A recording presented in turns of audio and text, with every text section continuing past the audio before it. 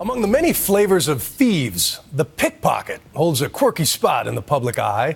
Not aggressive enough to be a mugger or stick-up man, still brash enough to invade your personal space. He is part magician, part sociologist, and if he's honest, you can actually learn some good brain science from a good cannon, as they are known. But where would you find such a gentleman thief? Well, Las Vegas, actually. His name is Apollo Robbins, and he dropped by my office to show us the art of the pluck. If you ever happen across a man named Apollo Robbins, chances are he'll ask to show you a few magic tricks. If you move it, you can make it look like it flies across. With his kind eyes and likable banter, he'll seduce his way into your personal space. Watch it close, use your hand. And with hands of lightning, he'll move coins from your hand to your shoulder with dazzling ease. But what he's really doing is stealing your stuff. Your watch. You have to watch close, Mark. This trick's more about the timing. Your wallet. Your phone. Because Apollo Robbins is a close-up magician who just happens to be the world's greatest pickpocket. That we know of. There are certainly other masters out there, but this guy is the rare thief who makes a living by stealing your stuff and always giving it back. Thank you very much. Did you ever steal for real? I shoplifted a bit as a kid. One time in particular, some friends asked me to steal some cigarettes for them, and the shopkeeper came after me, and the only place I could think that he wouldn't find it is if I put it on him.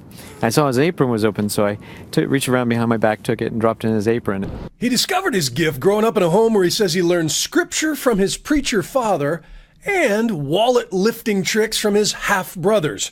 Apollo describes how they would target marks at the zoo, using monkeys or snakes as diversions. And as they were looking over the rails, my brothers would go around and they would actually use a blade to cut the pockets, to push down a wallet or to cut buttons off, and usually steal from bags that people were unattending to.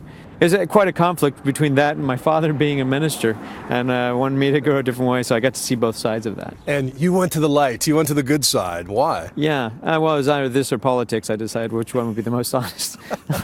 But despite his honest core, he still held a passion for the dark arts of grifters and card sharps and pickpocket teams. You have the wire, the stick, the shade, the steer.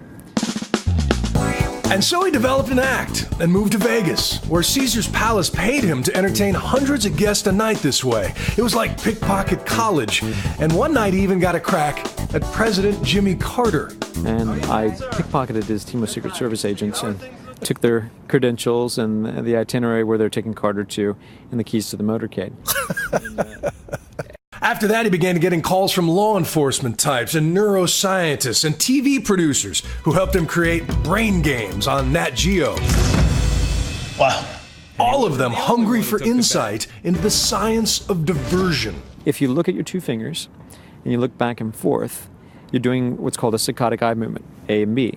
But you're actually imagining everything you see in between. You're actually blind when you look in between your two fingers, and your mind is filling in that space. Wow. And it only uses the front lobe of your brain. And you work in that space. I take advantage of those kind of little shortcuts, but that moves very fast. But then the other one, when you do this motion, is called a smooth pursuit. It's like hunting, and you track it, and you're using more parts of your brain. He knows that when a human mind is concentrating on movement, it misses even aggressive stimulus like someone unclasping your watch. Take another look. The magic is just an excuse to touch the mark. A less noble pickpocket would probably just snatch it off your wrist in a crowd, or use a revolving door to grab your wallet. Can I see that for a second? Or reach into your open purse on a crowded bus. I carry my wallet here. I don't know, is that more vulnerable than if I put it somewhere else? The different pockets have different names. So this right here is considered your kick, your front pocket. Kick. And the back ones are considered your bridge. All right. This is your pit, because it's close to your armpit. This one they call a fob, which is kind of a ticket pocket, and it's anything like this. Now yours, if everything was inside, is easy to steal. So zip your purse, Apollo says, and know that those earbuds tell a thief exactly where you keep your expensive phone. And if you're in a sketchy neighborhood, he says put your wallet in an empty paper coffee cup. But he says the best kind of self-defense is the knowledge that you're always vulnerable to a thief with the right skills. If someone knows that they are capable of being a victim, it actually makes them a lot more difficult to steal from. So you want somebody who's brimming with confidence that I could never be taken. There are two types of people in the world. There are marks, and there are people that will pay money to find out that they're a mark. And you can see more of Apollo tomorrow night, Friday, July 12th, in Brain Games on the National Geographic Channel. Yeah, it's still there.